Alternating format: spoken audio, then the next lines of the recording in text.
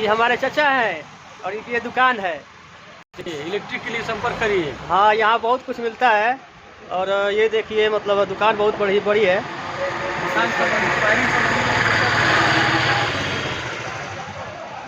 यहाँ पे मतलब वायरिंग के लिए और इलेक्ट्रिक सामानों के लिए चूल्हा, पंखा, लाइट, बत्ती, बिजली बहुत कुछ मिलता है। लेकिन चाचा थोड़े हमारे परेशान करके रख दिए हैं। कब दे रहे हैं बताइए?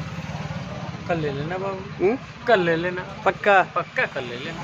पक्का एकदम ना? पक्का एकदम, बिल्कुल बिल्कुल। चलिए ठीक है, कल नहीं देंगे, उसके बाद बात किया जाएगा। और आप लोगों को कोई भी सामान चाहिए तो यहाँ आ सकते हैं मझौली राज चौराहे पे। धन्यवाद चाचा जी, क्या कहेंगे? यही क्या पाइए और अच्छे दाम में अच्छे सामान ले जाइए। Okay okay, thank you. Hi, नमस्कार, प्रणाम। आप लोग आ सकते हैं अच्छे अच्छे चीज़ों के लिए, चाचा से संपर्क कर सकते हैं। चाचा बहुत अच्छे आदमी हैं। ठीक है ना? Okay, bye.